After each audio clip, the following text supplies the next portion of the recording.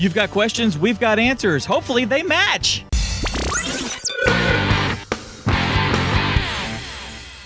Hey guys, welcome to another thrill-packed episode of the Church Media Guys Show. My name's Dave Curley, and if we haven't met, I'm the founder and guy who makes cool stuff over at churchtrainingacademy.com, which is a place where you and I and other ministry-minded folks all come together to learn how to use and exploit media and technology so that we can do what Jesus said, take the gospel to the world. With me, as always, is my lovely and talented co-host, my partner in crime, Justin Nava. Good morning, sir. What's going on, everyone? And glad to be here. Excited for this. A little nervous because you don't know what kind of questions are going to come. But we've already got one come in already. And Dave, it is right up your alley. So I'm very excited for today's show. Awesome. And to A some cues. Yeah, gonna A some cues. Yeah, hopefully they match up. Wait, Justin and I are loaded with answers. There's no question about that. I mean, 42 actually. That's the big one. Do you want to match up the question with that answer? What is the meaning of life? There you go. No, there's more to it, but I don't remember the rest of it. Do you the meaning of life, existence, and all things in the universe, or something like that? Someone's going to correct me in the exactly. And now my question to that is, since the answer is 42, does that mean the dominoes game? Because I love playing 42. You ever play 42? I have not, dude. Dominoes is fun. Dominoes is a fantastic group activity. I can tell you right now. We've played dominoes. Jill loves dominoes, but I've never actually known. I've never actually. Are you playing like chicken foot or something like that? I don't know. It's where you try to get points of 5 and you match the dominoes. That's it. Right, and then cool. when then you get really excited, you slam the domino down. And you go, "That's a boat." Cool. And now for our feature presentation. Today, our questions are coming from our Church Media Hacks group. And our Church Media Hacks group, if you guys don't know what the Church Media Hacks group is, it's the place where all the cool kids are. So you're not there, which means you should be. So go in there. Go to churchmediahacks.com, click on the Join Group button, and Justin and I will thoroughly vet you. We'll do a excruciating background check. And once we have determined that you're not a bot, and once we have determined that you are a tithing member of your church, and that you are ministering to kids and to the old people, and are in the deacon ministry. No, it's not that stringent. It's not that stringent. Basically, we want to know that if this isn't a children's ministry background check right, here. Exactly. Yeah. Basically, we want to make sure though that the folks that are in that group are in the ministry and aiding in ministry at some level. So, if you're a missionary, please come join. If you're a pastor, if you're a staff member that's been handed the website and told to do it, then join. Come get in here. We share all kinds of great information. Little things that we've used. I'm not kidding. It can be super extreme, like I solved the digital equivalent of world hunger, or it could be, hey, did y'all know they changed this button on the website? It's over here now. I mean, little stuff like that, just whatever it is. We're sharing information, we're sharing ideas, we're asking questions, we're giving answers. It's a fun time for all, wouldn't you say, Mr. Nava? Absolutely. He's a man of few words. Deep thoughts. Deep Thoughts by Justin Nava. I'm ready to answer some questions. Let's do it. Let's start off before we go anywhere. Let's start off with the one that's in the in our chat over here. We've got Mr. Sorensen. Yes. All right. So in the chat, we're going to kick off our first question for our summer Q&A. Dave, I hope you have an A for this Q. David in the chat says, is an iPhone an okay minimum viable live stream device? We can go multicam with Switcher Studio, but want to start somewhere, and a single cam iPhone would be easy for us to start with. So, Dave, is an iPhone an okay minimum viable live stream device? It is. It really is. All right, next question. Yes. So next, no, the idea. I mean, unless you're using a really, really, really old phone, like a flip phone or something, the idea is that you get started with what you have. And so if you've got an iPhone, if you've got an iPhone, 5, 6, 7, 8, 10, whatever, if you got a, but I got a Moto X Pure right here. We've got a Samsung, Galaxy S7. Okay, yeah, whatever. Do it. That's the thing. That's the most important thing, is getting started. So I would say, yes, don't worry about Switcher Studio. Don't worry about any of the other switching software that you can use, and where you can bring in multiple iPhones and stuff. Get to that later. Right now, get yourself a tripod. Run to Walmart or Fry's or Amazon. Grab yourself a tripod. Grab yourself a clip. Get it in there, and get yourself an adapter that you can run audio from the sound booth into the phone itself, okay, so that you can get some clean audio. Work with your sound guy on that, okay.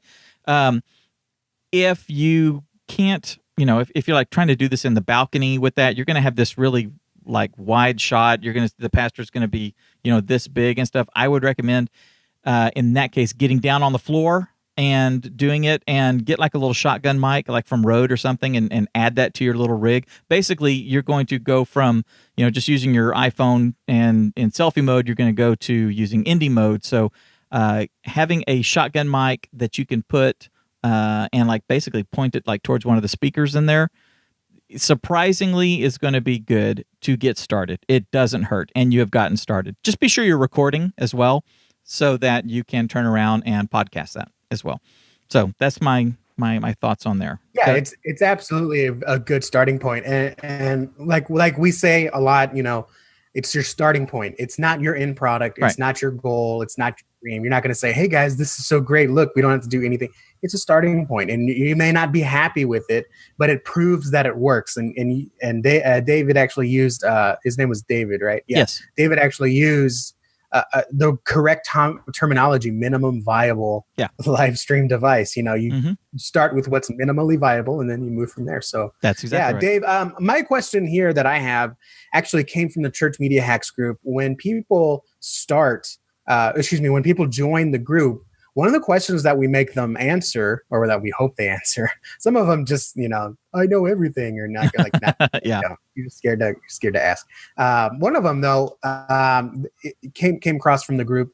It said I asked him, what's the number one burning question? And he said, creating consistent content, especially for students. Yeah. So this answer is especially for your student ministry. And this one's, my answer is the best answer. I would agree. It's not the one a lot of youth pastors are comfortable with. And this is where I say, get comfortable with it, because if you want consistent content from your students or for your student ministry, it's going to come from your students. Let's face it. I'm in my 30s. Dave, you're in your 40s. And your pastor's in his 50s statistically. We have no idea what the kids are doing on social media. We may know where they are and kind of some of the fun memes they're posting.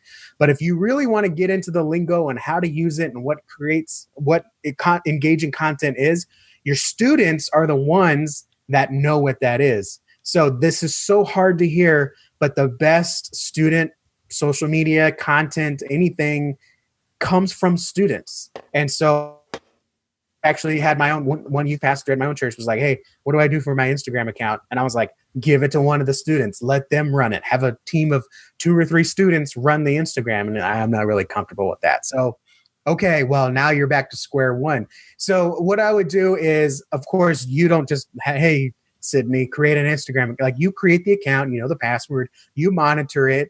If you want to really be controlling, you can have the students send you content and you post it.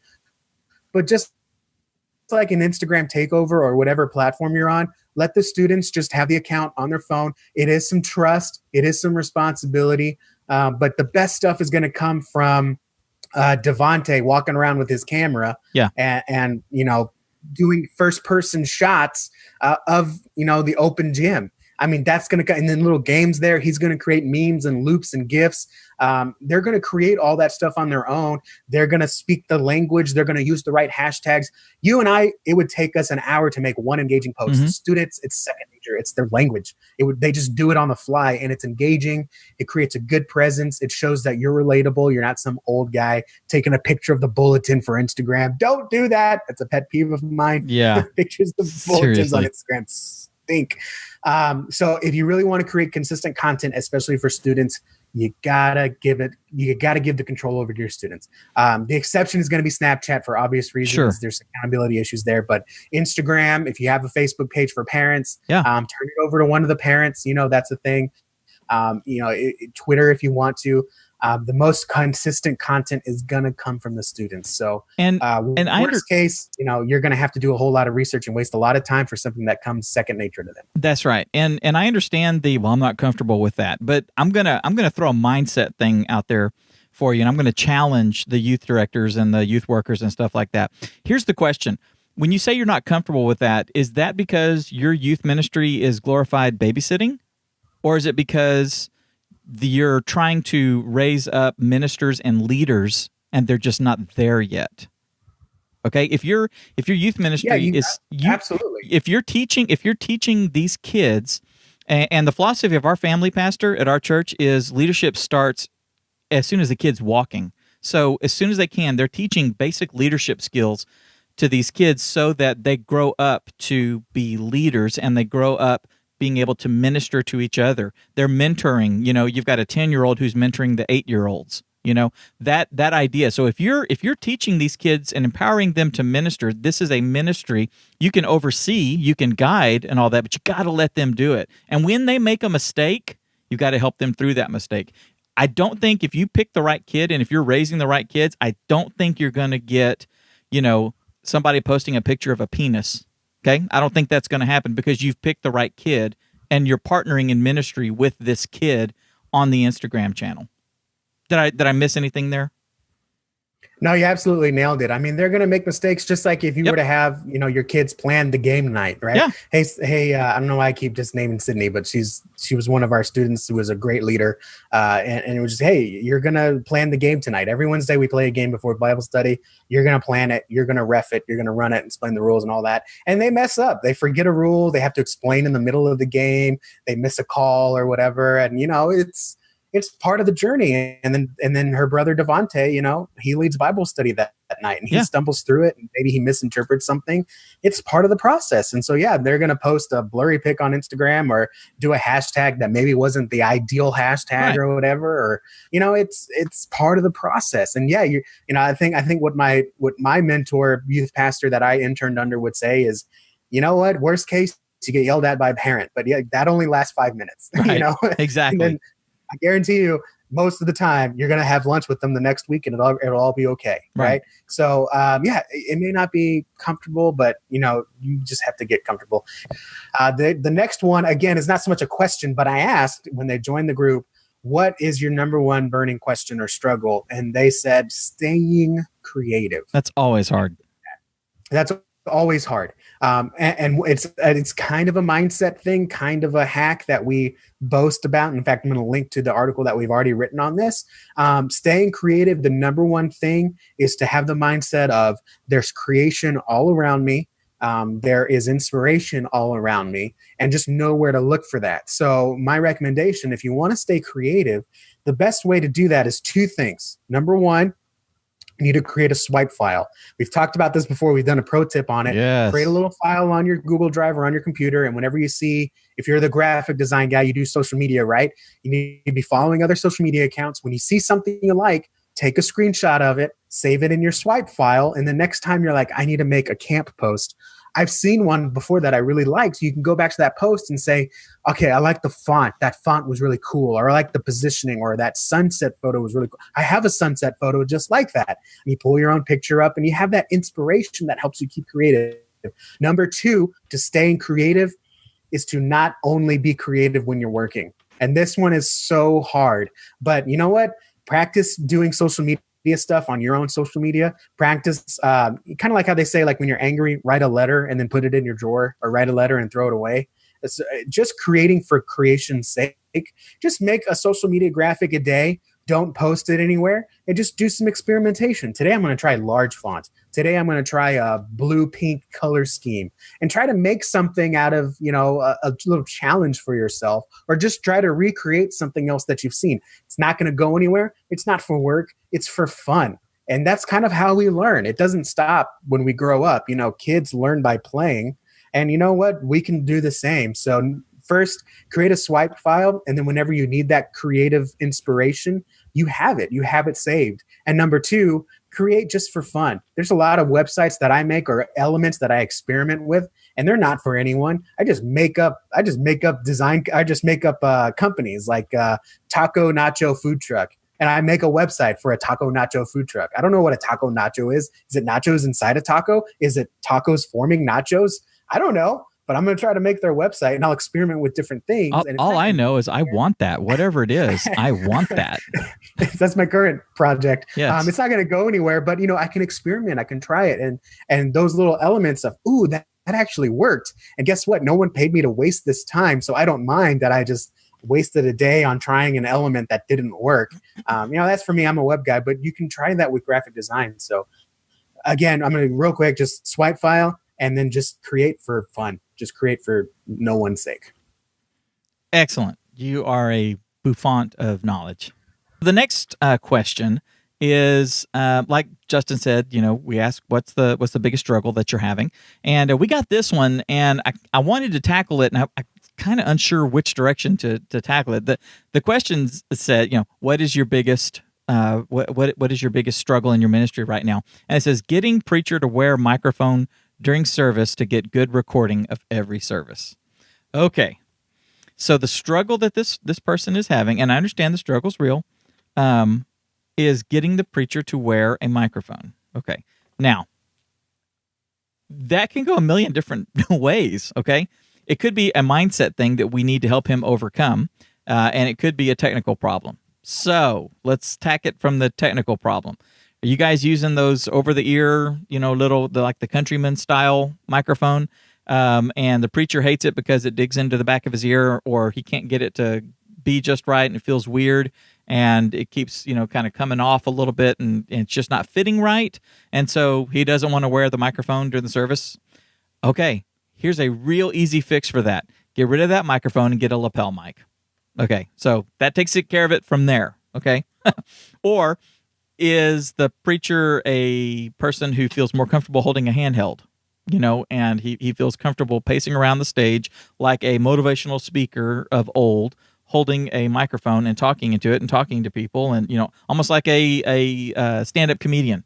Okay, then do that. Give him a microphone that's going to work best for him, okay?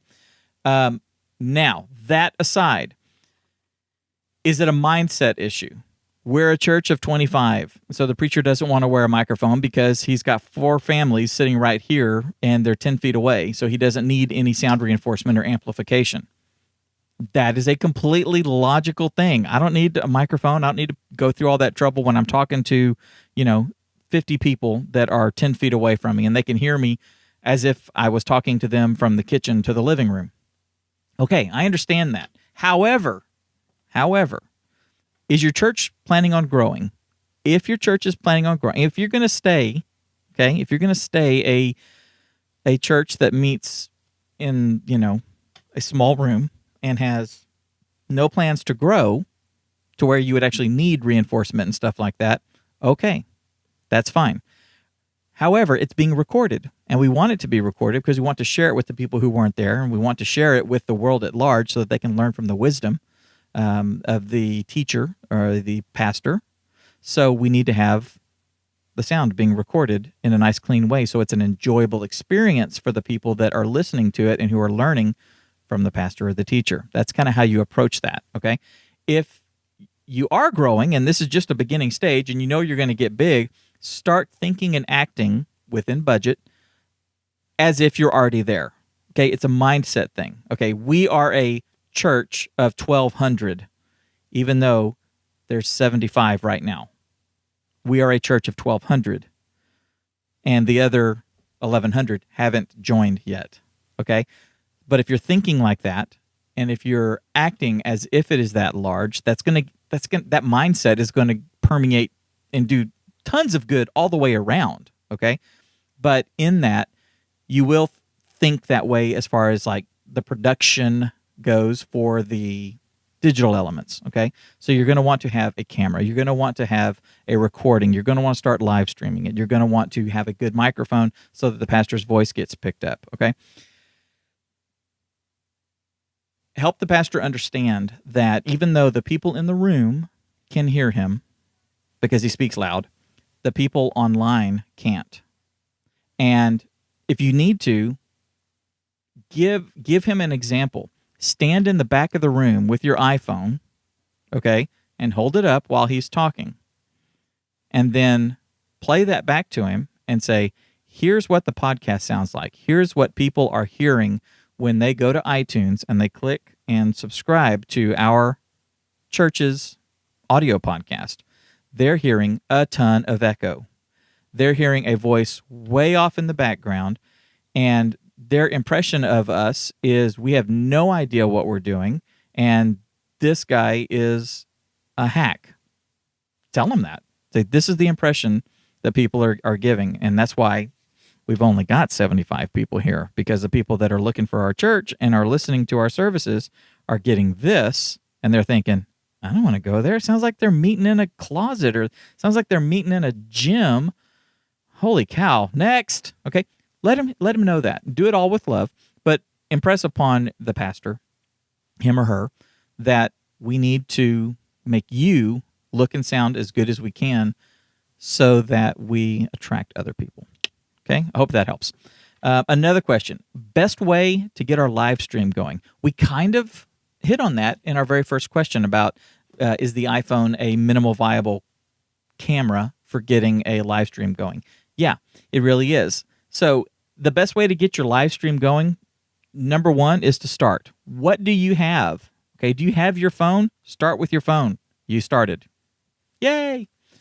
Do you have a video camera? And do you have a computer and you can, buy a, $100 capture card and put that in and start right off the bat with desktop mode and using OBS? Okay, that'll work too. There's a whole bunch of different things that you can do.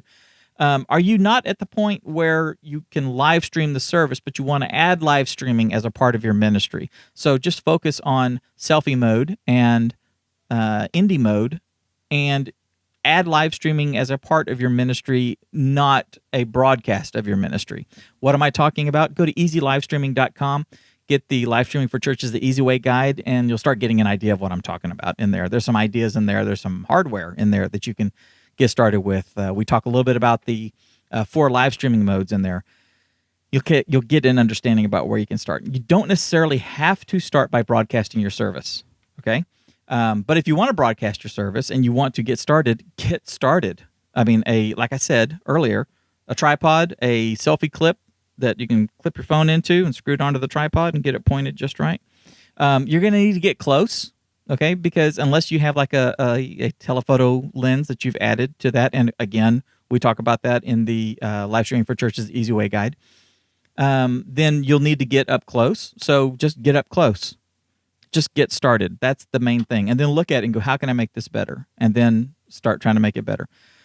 Speaking of which, if you want to learn how to do all of this stuff, not only should you be getting the Live Streaming for Churches the Easy Way guide so that you can get your feet wet and see what's out there and get moving on that, you should really consider joining Church Training Academy and becoming a CTA insider. If you go to churchtrainingacademy.com/join, you can become an insider. You can join our community here, and you can start accessing the training and the courses and the tutorials that Justin and I are producing. You can also join our private Facebook group, which is our CTA Insiders group, which is where all the members come together and basically take what's going on in the Church Media Hacks group and go a lot further. Justin and I will answer questions and stuff in the Hacks group as we can, but we are going to do tutorials and we are going to do, a one-on-one stream of comments if we need to in our Insiders group because these are people that are a part of our core group. And these are the ones that have said, hey, I want to learn from you. And that's where we're doing it. You'll also be able to join us twice a month, every 2 weeks, however that works out, Sometimes it's 3 times a month, with the way the dates work and all that, wonderful calendar stuff. But anyway, basically every other week, we get together and do a live mastermind group where all the members come together and we get on a group conferencing call, and it's group coaching. across the board. It's everybody asks a question. Here's what I'm dealing with. Here's a roadblock I'm hitting. Here's how I'm thinking about doing this. What do you guys think? That sort of thing. And Justin and I answer the questions. The users that are in there answer the questions. It's neat because sometimes someone will ask a question and Justin and I won't know the answer, but another member will. And they'll sit there and share their screen and teach them how to do whatever it is that they're trying to do. I mean, it's really cool. So anyway, that's where you can like really learn and take all this stuff to the next level. churchtrainingacademy.com/join. So join today.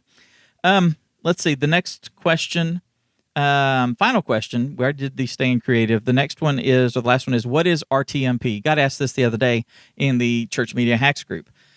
And it was it was pretty good. I said in an answer, I said, yeah, you can set up an RTMP, blah blah blah, and all this. And it was like, what's an RTMP? So just let me give you a brief understanding of what that is. RTMP is a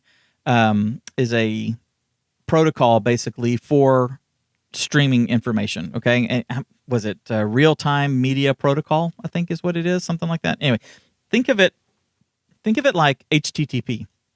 When you type in a URL address, like in the thing, you can type in http://BillandTed'sExcellentWebsite.com. Right? So http://churchtrainingacademy.com. That is the hypertext protocol that sends you and brings up our website. RTMP is the one for streaming video. So his question was asked in the context of like multi-streaming, simulcasting from the broadcast software that he's using, OBS or Wirecast or vMix, or even with a TriCaster, broadcasting to multiple platforms. And so we said, hey, Facebook is kind of a butt when it comes to doing that. They want you streaming to them only and not to other services. So Facebook has made it real easy for you to live stream. You basically, in a lot of this software, can log into your account from within that software. Choose the page that you want to live stream to and hit stream, and it does it. That's using their API, okay? That is using programming stuff that they have made real easy to be implemented into various pieces of software. So you can just log into your account, Dave Curley, and here's my password, and choose which page I want to go to, Tate Springs Baptist Church, go live. That's it, okay? The original way, when it came time for us to start doing this originally 10 years ago, was to go in and configure our software to talk to their servers on the back end of Facebook to bring in the video, okay? And those were RTMP servers.